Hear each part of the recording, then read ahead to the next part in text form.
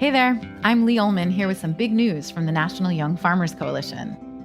We're partnering with Heritage Radio Network on a special season of The Farm Report. It's all about what's happening with the Farm Bill and how it impacts farmers and eaters. I am growing diversified vegetables on land that's been in our family for 150 years. And so with the pandemic, gentrification, property values going up, we had to sell the land and we lost it. Join us as we uncover the untold stories behind this massive piece of legislation that shapes how we grow our food, what we eat, and so much more. The problems we have had, those are things that come from earlier Farm Bill and USDA policy, right? Like Earl Butz, get big or get out. You know, it's my responsibility to know not only what I'm eating, but then like how that all came to be. And realize like, wow, like this piece of legislation, all this money, like it's technically something that I support as a taxpayer. While Congress debates the next Farm Bill, this is not just an invitation to listen. It's a call to action. Be part of the conversation. Subscribe to the Farm Report on Heritage Radio Network, wherever you listen to podcasts. Today's program has been brought to you by GreatBrewers.com, a social media marketing platform dedicated to promoting the world's great brewers and the beers they create. For more information, visit GreatBrewers.com. You're listening to Heritage Radio Network, broadcasting live from Bushwick, Brooklyn. If you like this program, visit heritageradionetwork.org for thousands more.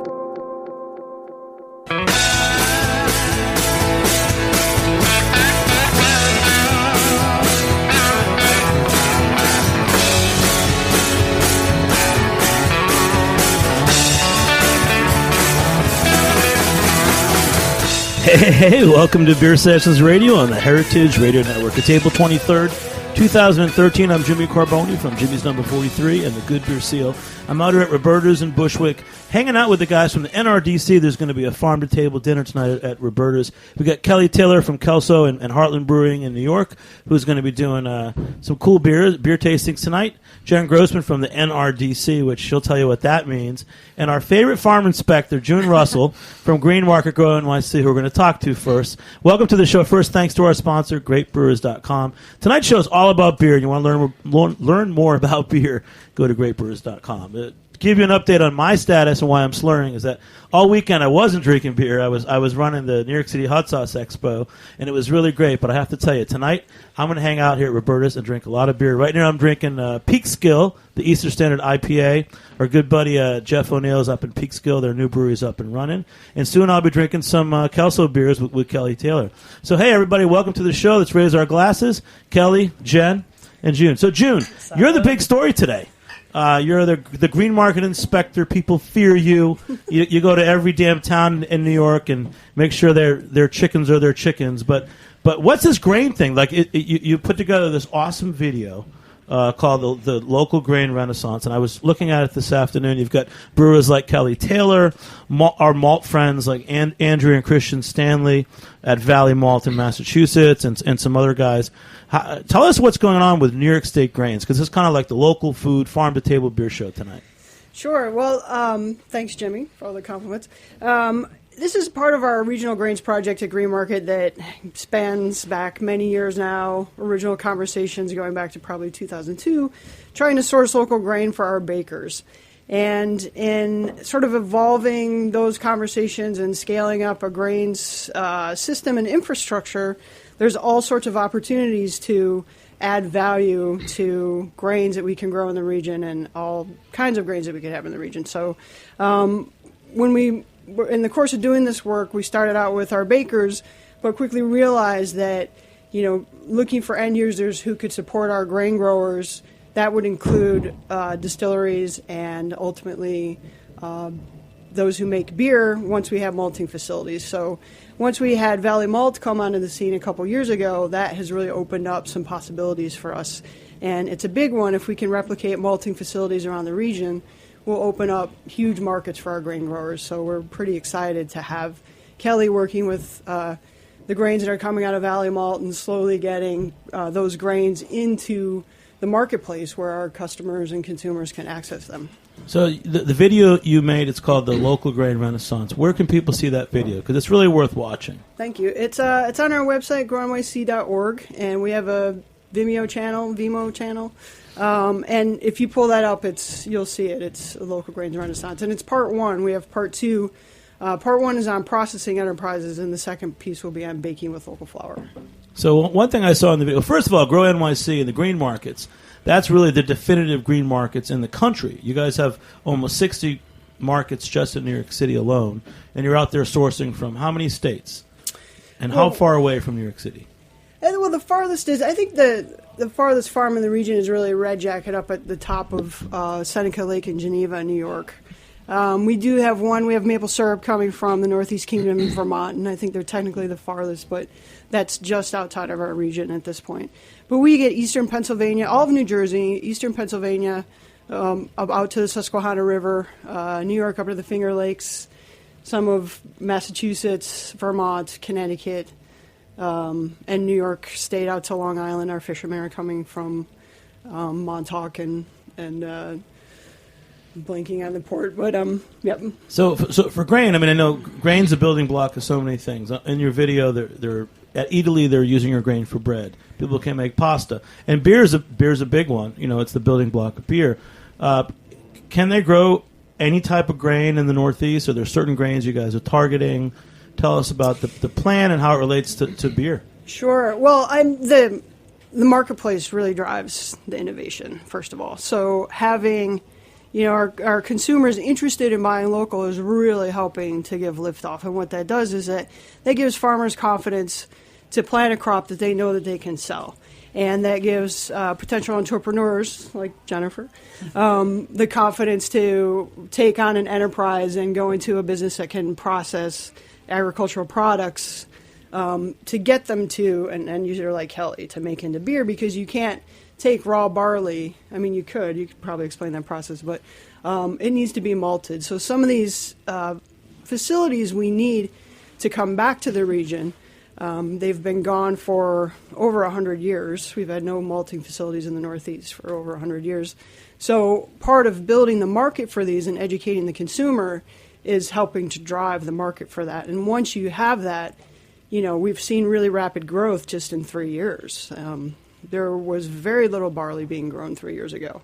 And now there was a workshop just, 2 months ago on growing barley, and we have, it's easy to double nothing, so our increases are huge in terms of the volume of grains now. So, Jen, you helped set up this dinner tonight at Roberta's, the NRDC. Tell us about NRDC, and then tell us about the ideas you have for malt and setting up a malt facility in New York. Sure. So NRDC is the Natural Resources Defense Council, really identified as sort of the attorney for the earth, the legal force behind preserving a very critical and, as we know, finite natural resource base.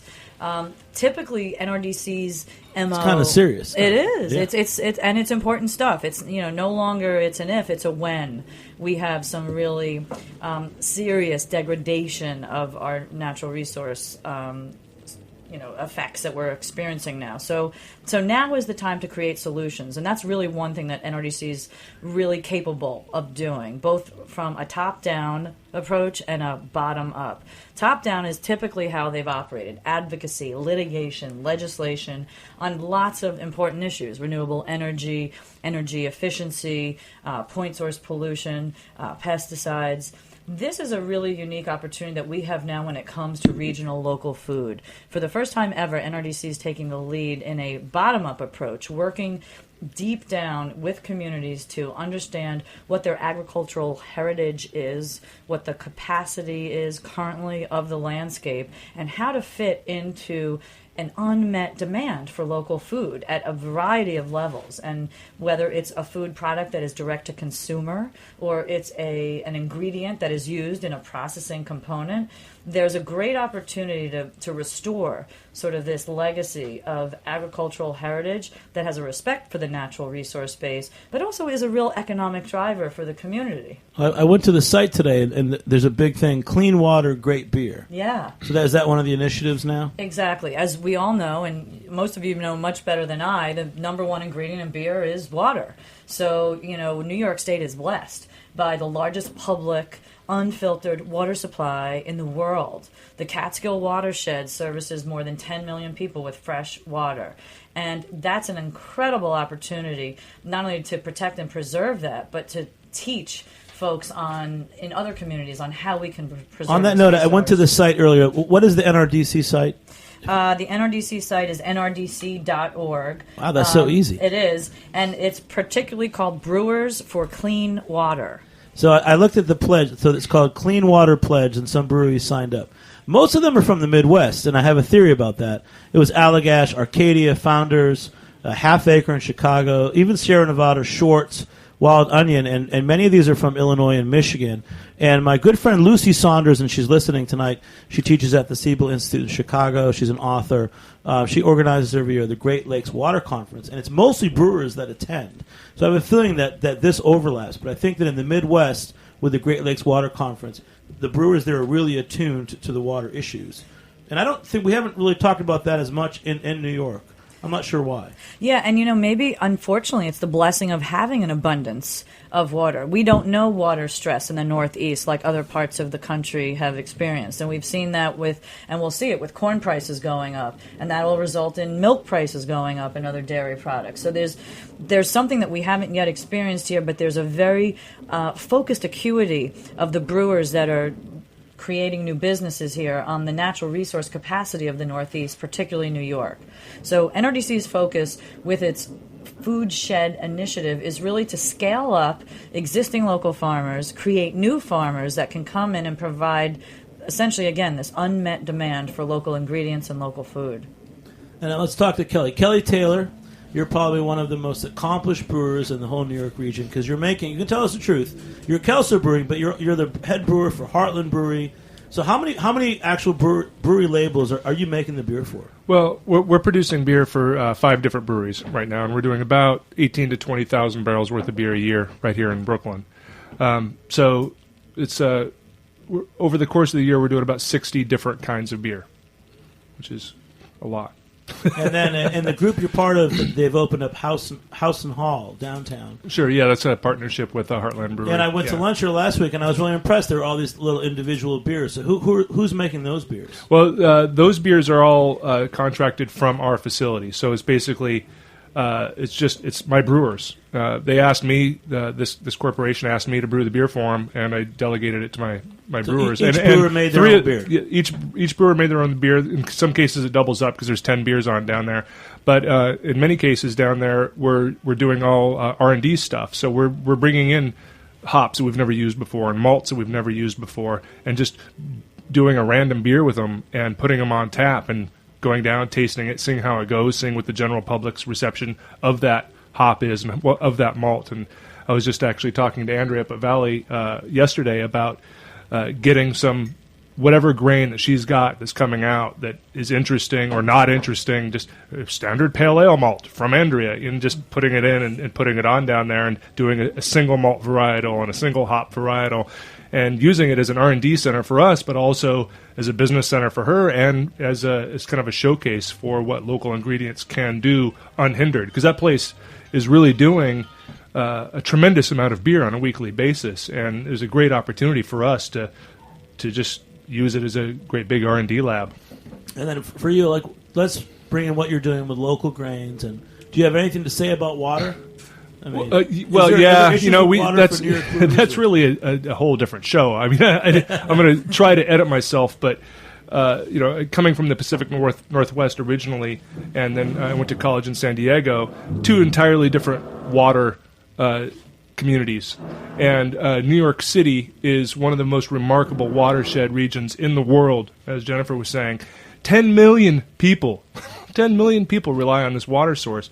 And it's very much taken for granted. So it's funny because I've been a supporter of the NRDC for many, many years, and I didn't even know there was this program. So I think you hit it on the head, Jimmy, that the brewers in the Midwest were part of a conference, and they heard about it, and they signed up. And I am 99.9% confident that brewers in the Northeast hear about it. They're going to sign up because every brewer, not just me, but I just happen to have a microphone in front of me, every brewer cares about and is passionate about the water supply, the malt supply, the hop supply, because that is beer: water, malt, hops, and yeast. You can grow your own yeast; it's pretty straightforward. But these other things are intrinsic to brewers. Brewers love using local products because local products are, first of all, fresher by definition. Fresher means more layers, more interesting, more character to them, and you're dealing with the person who's growing it or supplying it,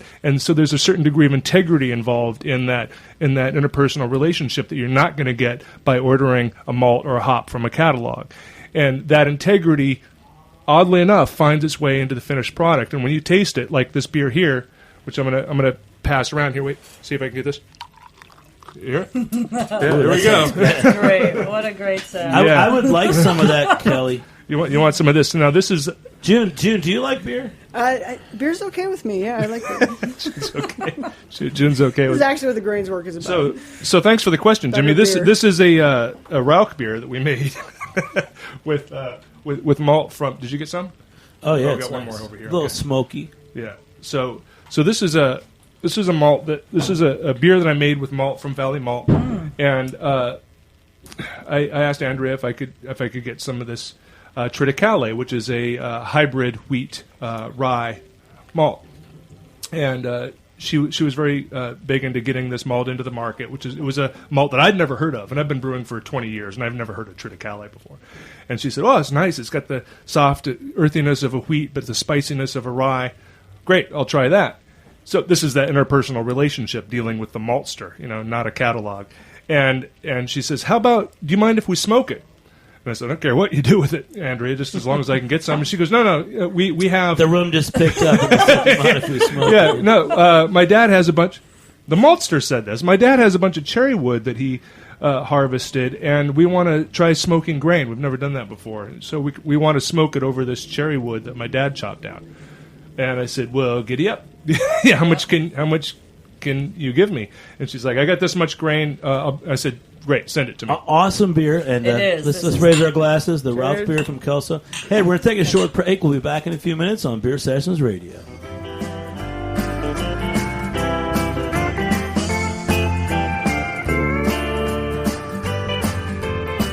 You're listening to Heart on the Line by Pamela Royal on the heritageradionetwork.org.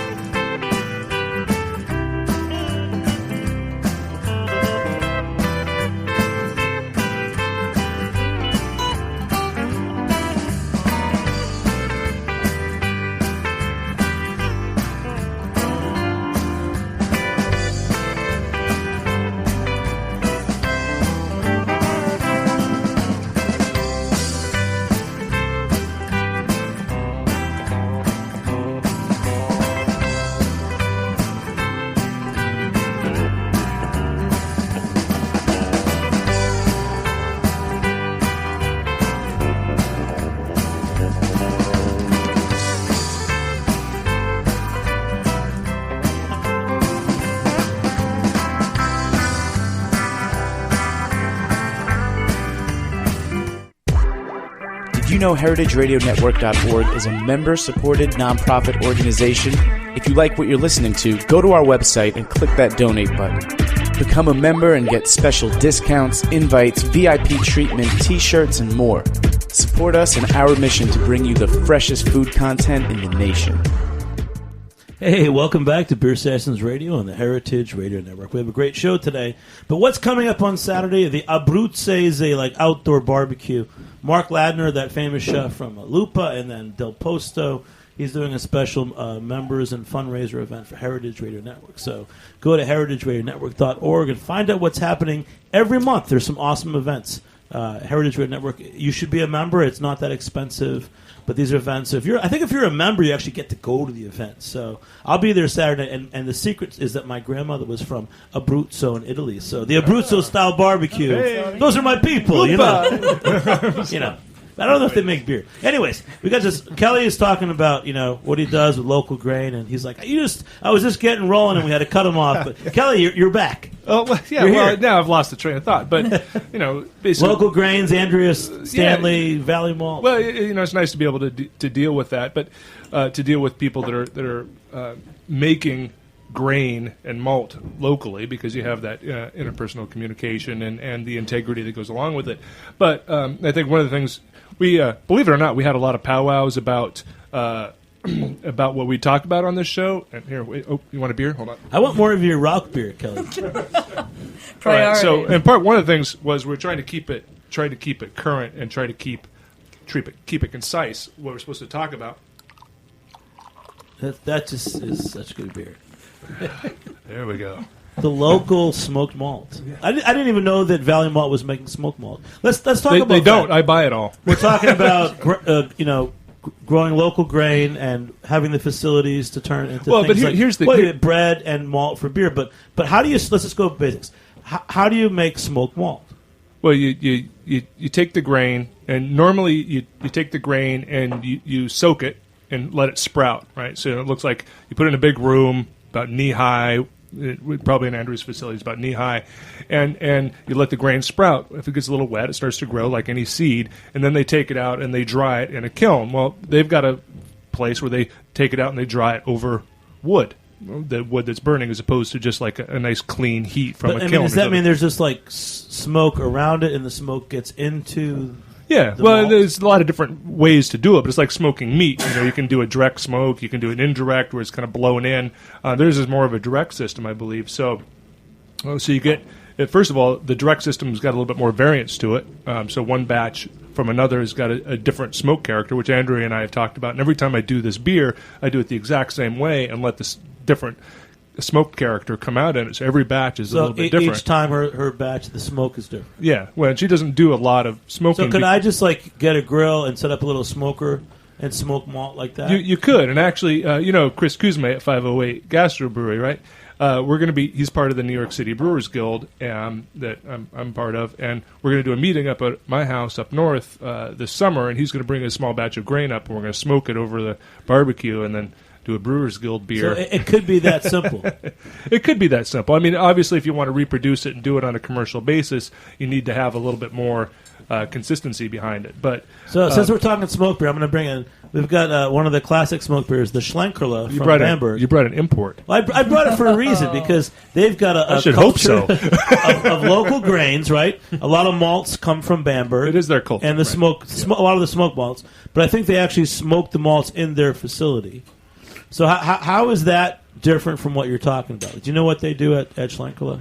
Well, this beer is using obviously the wood is smoked. The malt is smoked with a different wood, and it's a much larger facility. So it's a much more controlled smoke that they're doing. So they've got a smokehouse that they can layer the malt out. The key is smoke contact with each kernel of grain.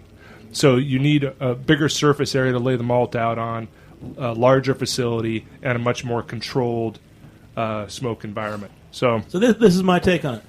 What you're doing is like this subtle smokiness that can add flavor to beer. Like maybe you put less hops in, and instead you're using the smoked malt. Is right. that part of what you're doing? We don't use a lot of hops in this one. Yeah, but with Schlenkerla, it's like it's smoked. It kind of tastes like bacon.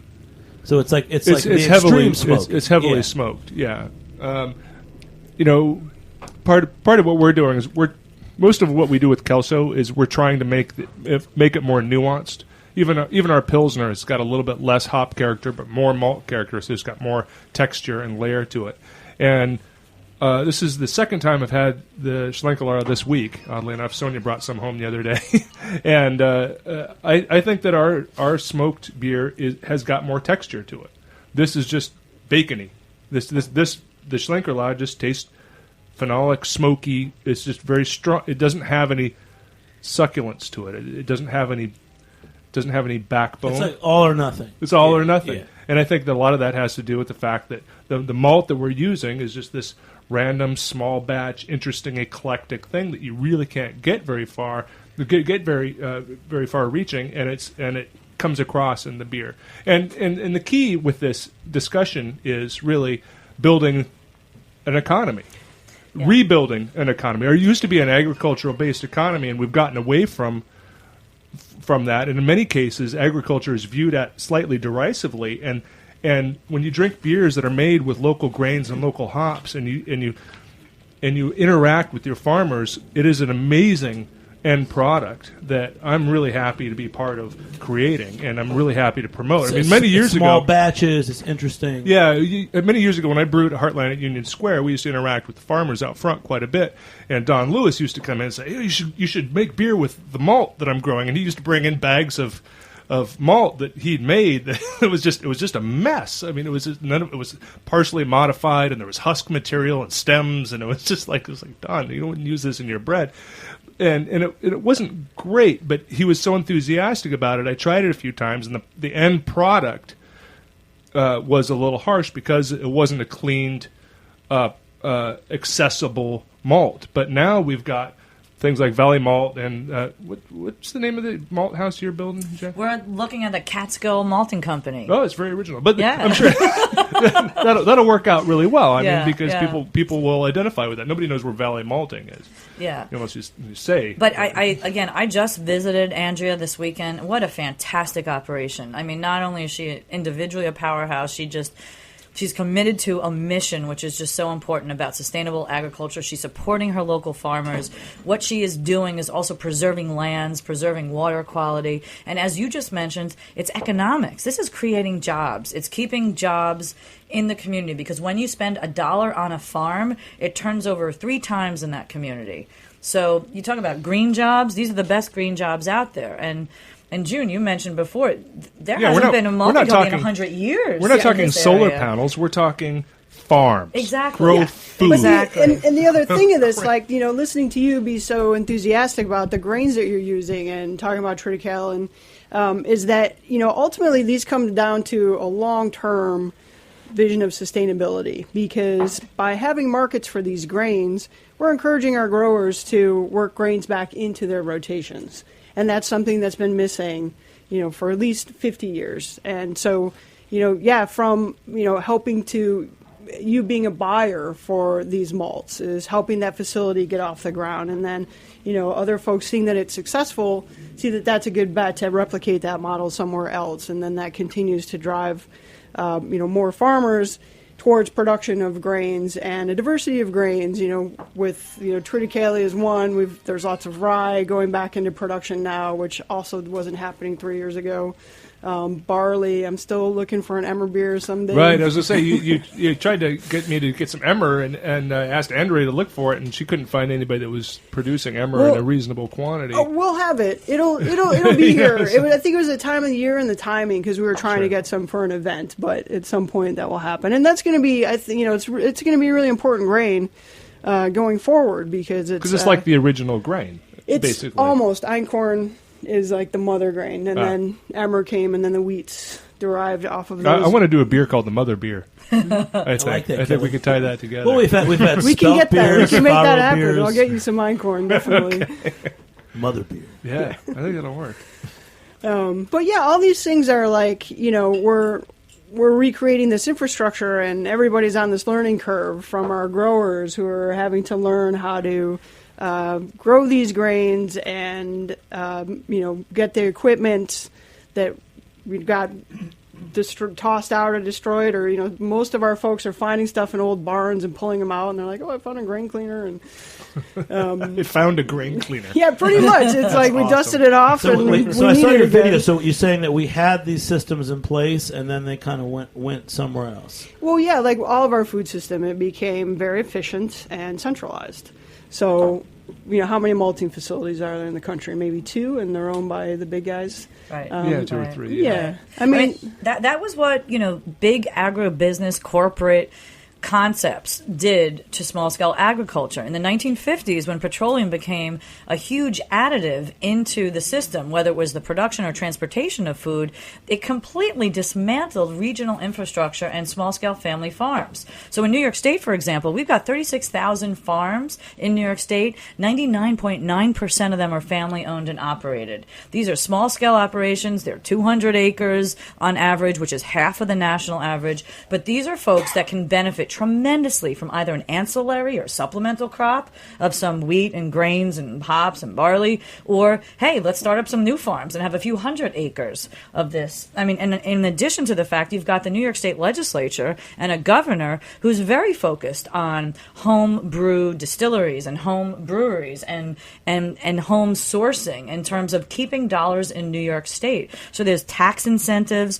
there's small business exemptions, there's requirements for using local ingredients. It's the perfect storm of saying, let's bring back the integrity of a legacy of tradition that respects the land base, that creates a valuable product that has, again, an unmet demand. So let's ask, what grains should we grow in New York State and the Northeast? We can grow a lot of grains. I mean, the tough one is actually the hard wheats for bread.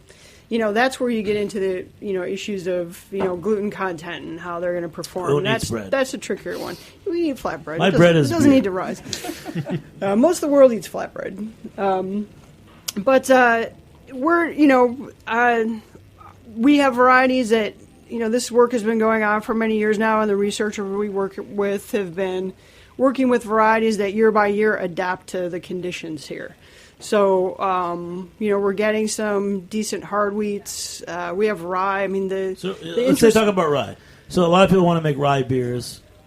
Is rye a good grain to grow in the Northeast? Rye is a spectacular grain. I mean, it's scrappy as all hell. It will grow anywhere. Okay, so Kelly, what about making beer with rye? Because we want to have a Northeast local economy growing rye. Can we make rye beer? I like rye beer. Certainly. I don't think I've had. I mean, most of the times when you have a rye beer, it's usually 25% rye, maybe 35% rye, a certain percentage of wheat, a little bit of barley. So I'm not sure. I've never done 100% rye beer. Be willing to do that and throw it on at that restaurant. We'll give it a shot. I'm not sure how that'll work, but I'm willing to give it a shot. All right, cool. Hey, we're taking a short break. We're going to come back. We're going to talk to someone from Omegang Brewery. We're going to talk to a dude who's opening a distillery upstate with local grains. And the NRDC dinner's here tonight at Roberta's in the backyard. We got Kelly Taylor. What, you're doing some beers there tonight? Yeah, we're bringing the Rauch beer. We're going to be doing a beer and wine and cheese pairing with our with good friend Ann Saxby who's here, and Jen Grossman, NRDC, whatever that is. You're here today. And June, are you going to speak at the dinner tonight? Or you're just hanging out? I'm hanging out. She's hanging out. This is the place. Come to Roberta's in Brooklyn, Heritage Radio Network. If you're a member, you can get invited to special things like the Abruzzi's barbecue dinner with Mark Ladner. All right. Hey, we'll be back in a few minutes on Beer Sessions Radio. Okay.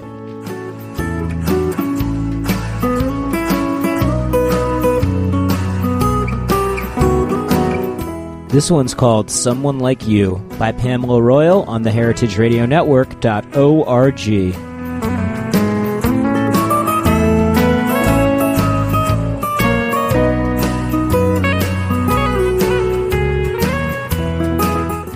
Like what you hear so far? Support the network and become a member. Membership helps us bring you the best food radio in the world and gives you access to thousands of dollars in discounts at the sustainably minded businesses that support us. To become a member, visit heritageradionetwork.org today. We're going to have, guys, can I have more of the Rauch? We're going to have a calling guest. Okay, let's come back. Hey. Welcome back to Beer Sessions Radio on the Heritage Radio Network. Are we back, Joe? All right, here we are. Okay. All right, cool. We're having too much fun. We're drinking local beers. Kelly from Kelso we did the Rauch beer, and then we've got is it the chocolate lager next, Kelly? That's the nut brown lager. The nut brown lager, sorry.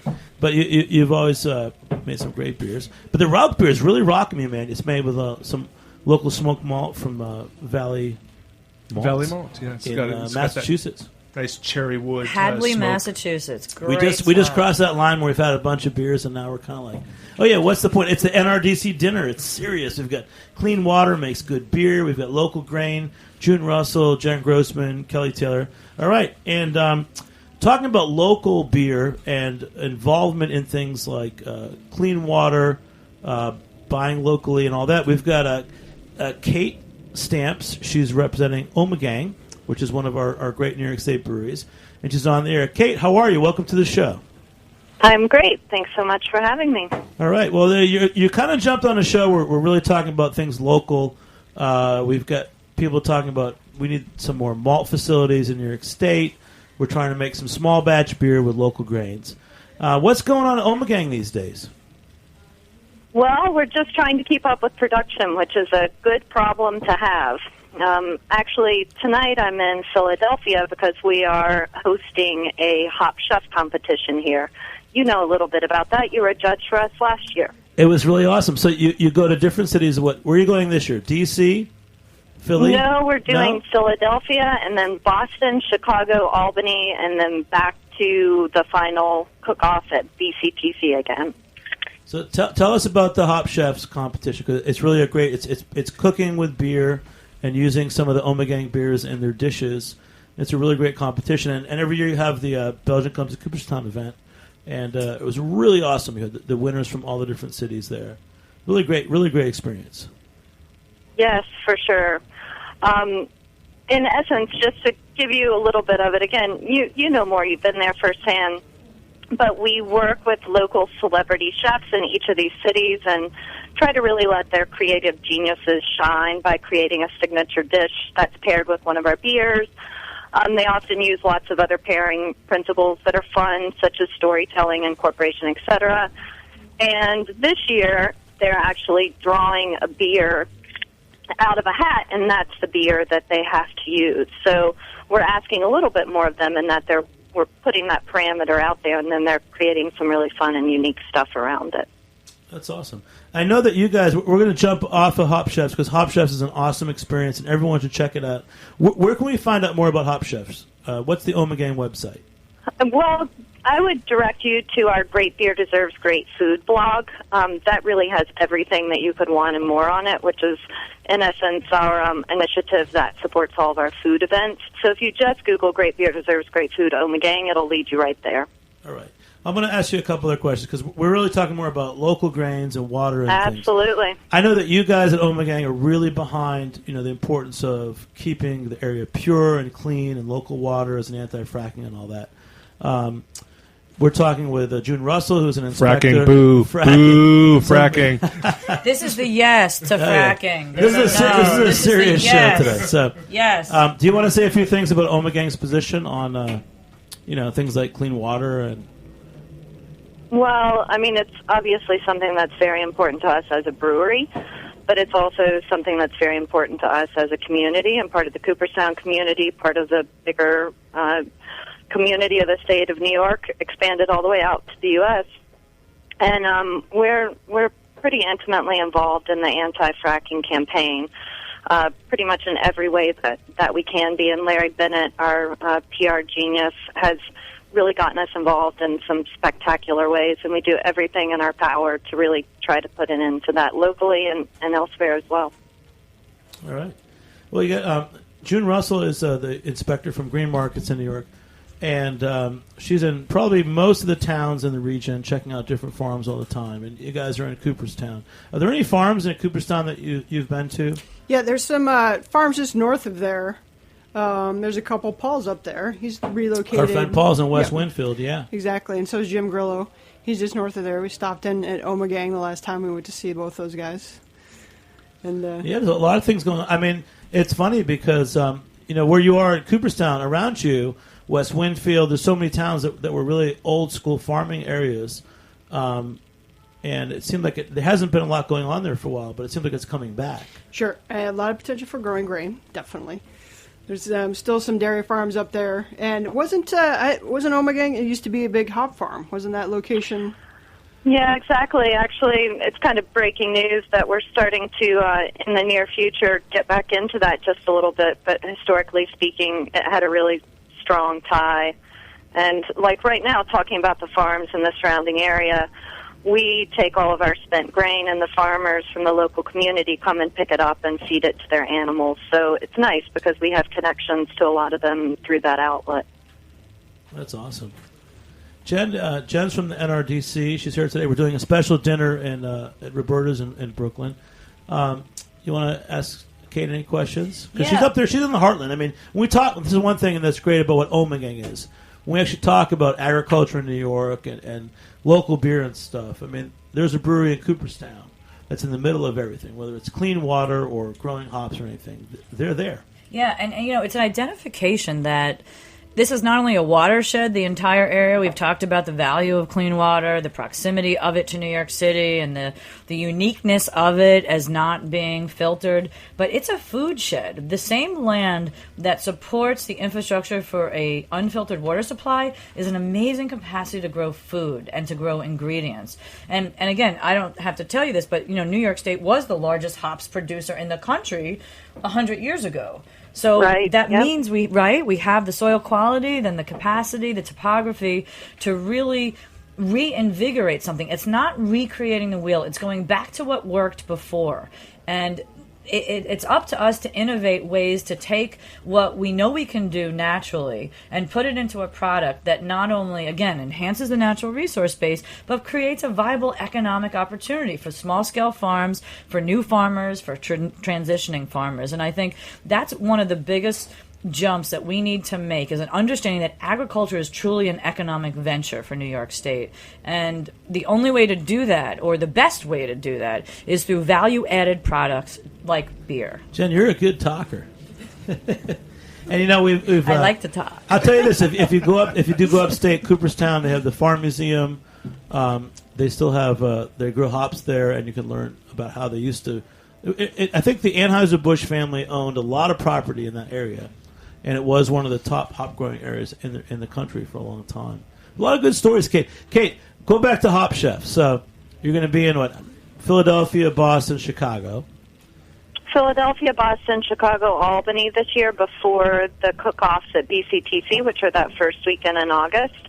And then we'll see where we go the last of the year. But right now, our thoughts are aligned with Austin, San Francisco. That'll, of course, be kicking off kind of the next year of Hop Chef because we culminate in August. So it's always, it's not on a yearly calendar. So I judged it last year. I judged the finals in Cooperstown. You guys don't know that, but I'm the secret judge. But not anymore. So what do you look for when you pick? You obviously go out and pick certain chefs. I mean, are these chefs that are already cooking with beer, or are you trying to turn new people on to cooking with beer? Because it's pretty cool, this Hop Chefs program. Well, we do a little bit of all of the above. We certainly support some of our chefs that are tried and true Omegang lovers. We really try to reach out to people that are using their creative genius in ways that don't yet include Omegang, so as to turn them on. And then we're also trying to work with chefs that embody what we believe in and our cultures, which is everything that we're talking about here on the show today. So a lot of our chefs very much support farm to table in their own restaurants. So though right now the Hop Chef parameters aren't focused around, like in the future we really hope to be able to use local meat sources, butchers, dairy, etc. That's where we want to go. But right now we're reaching out to chefs who are already doing that in their own restaurants. That's great. That's a great approach, and you're doing a great thing. We will talk to you more before BCTC. We love going up there. It's the first weekend of August this year, right? Yes, it is. We'll be up there, and anyone. And when do tickets go on sale? Because it's really the best beer event in America. Oh, well, this is going to bring tears to your eyes, but it already went on sale, and it's already sold out. It sold out in a number of seconds for the VIP tickets, and within a number of short hours for the whole BCTC experience. But next year, perhaps, I would tell everyone April 1st, make sure that you're tuned to your computer and try to get tickets. It's a great experience. Well, that's awesome. Kate, thanks for coming on. Listen in, because we got some cool things going on here in New York State. My good buddy Mike Kenslick, who just walked in, he's opening a distillery in near New Paltz, New York. He's going to buy only local grains. Mike, it's so fortuitous. Those are the big words I like to use. Fortuitous that you came on the show today. No, it's Tell us what's going on, Jim. and what farmers are you going to buy from? So first, I guess I want to second what June and Jennifer have been saying about using local grains and supporting the local communities and bringing value-added production into local communities and preserving jobs and building economic vitality in local communities. New York State has been really at the forefront of doing that in the distilling community with the passage of the 2007 Farm Distilling Act, We registered as a farm distillery a couple years ago. We're going to be releasing our first products in a few short weeks. And we're using all local grains. We have contracted with several local farmers to grow grains specifically for us, and that's been very exciting. So places like Leonard Tantillo's farm in Gardner, Blooming Hills Farm, a little down the road from us, is growing some barley for us. And we're also fully supporting opening of malting facilities locally as well, although we are also doing our own malting at our distillery at Coppersea in West Park. It's called Coppersea Distilling. Coppersea Distilling is our brand. And you're coming out. You're not out yet, though. It'll be a matter of days when our spirits will be available. Did you bring samples? I know, that's the important Mikey. Full disclosure. No, he did not. All right. Mike This and is a I rough went crowd. to college, and he was my fraternity brother. But cheers to Mike. Well, you'll hear more about it. You've been on before. He wrote a great white Here's paper. Brother Mike. Coppersea Distilling. Let us know when you guys are out there and where we can buy you. Absolutely. Yeah. And that's June. What do you think about a New York State distillery that's buying only local grains? That's kind of cool, right? Yeah, that's of course it's terrific. I'm curious, are you using a corn are you doing a bourbon or? We will do a corn whiskey. We've got some corn from Michael Paul's farm, which is I think up the road from us towards Kingston. And I can see you going there. You just gather the grain and carry it in your hands, and you make a small batch. It's a little more volume than that. Yeah. Well, I want to once again give credit to June Russell from Grow NYC. On your Vimeo channel, you guys have an awesome local grain video, and it really shows you what we're talking about. You got to check it out. Again, what's the website, June? Thanks. It's called it's at grownyc.org, and you'll see a link up in the top right corner for the Vimeo channel, and you'll see the video up there. And then with this video, definitely video can teach you more than radio. I mean, I watched the video this afternoon, and it's just showing the little steps that a farmer or grain processor has to take that grain that's in the field to something you can actually use in beer or distilling.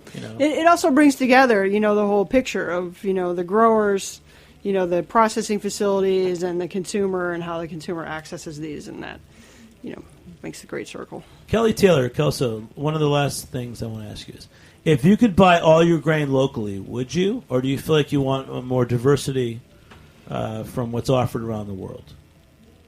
Well, that's a good question because to a certain degree, price does play a major role in the whole thing. And the local grain that we've been able to secure up to this point has been rather expensive on a dollars per pound basis, though I think that we would definitely, it's not a matter of different varieties. If I can get smoked malt, if I can get unmalted wheat, malted wheat, caramel grains in a certain color threshold.